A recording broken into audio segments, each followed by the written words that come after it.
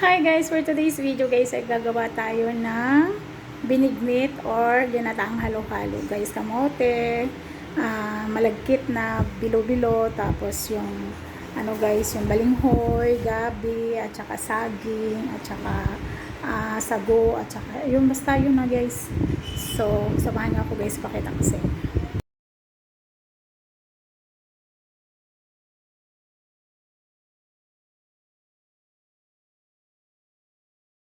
So, ito guys, papakita ko na sa inyo. Ito yung malagkit guys, na binabad ko muna sa tubig, saka ko ipinagiling na ganyan. Tapos saka ko binilo-bilo guys. So, ito yung saging, kamoting kahoy, yung gabi at saka yung kamote at saka yung sago. So, gagamit tayo ng asukal. Ayan. Ito naman guys yung gata natin, pinapakulo ko na. Siyempre, kailangan pakuluin yan. Ayan guys, hindi ko na pala hihintayin kumulo guys kasi sayang yung gas. Ilagay ko na tong aking kamot, yung balinghoy. Ayan. Sabay ko na guys kasi sayang yung gas. Paghihintayin ko pang kumulo. Wala, ang dami. Ayan guys. Maya-maya ko na ilalagay yung saging at saka yung sago at saka yung ano guys, yung malagkit.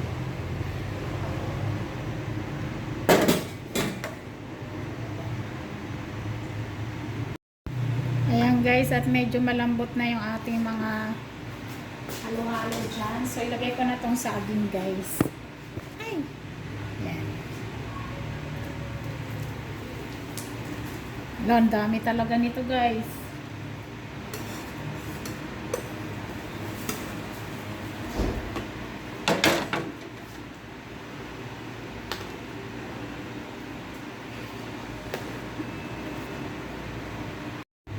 Ayan guys, mag-add na ako ng sugar.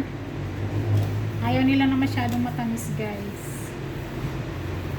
Tama na muna yun. Maglagay din ako konting salt guys para tanggal ng umay.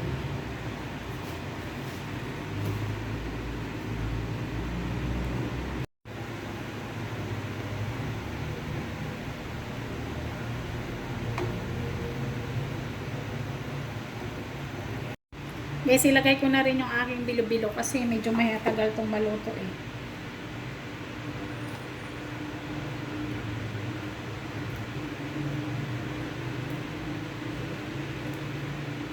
Haluin natin guys kasi para hindi magdikit-dikit.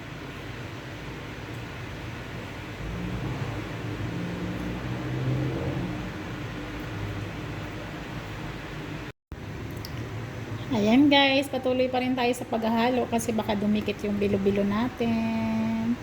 Charan, ang sarap. Grabe punong-puno ito guys sa talwasi ko.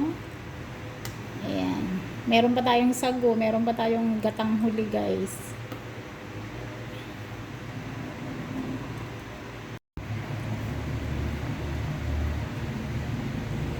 Halo-halo pa rin guys. Kaya nga ginataang halo-halo eh. Kaya dapat laging hinahalo. Ay, yummy. Ayan guys, sabi nila pag nakalutang na raw yung malagkit guys, luto na daw yan. So mag-a-add na tayo ng gata. Yung huling gata guys. Kasi mag-a-add pa ako ng sugar eh, kasi hindi pa siya masyadong matamis. Hindi pa siya matamis. Ang ibig kong sabihin. Wow, ang creamy. Wow, yummy talaga ng aking ginatan. So ilagay ko na rin guys yung aking sago. Oh, di ba? I-add ko na rin yung sago. Sarap. Oh, sugar na lang i-add ko guys. Hi guys, ito na ang finished product ng ating ginataang bilo-bilo guys. Ayan.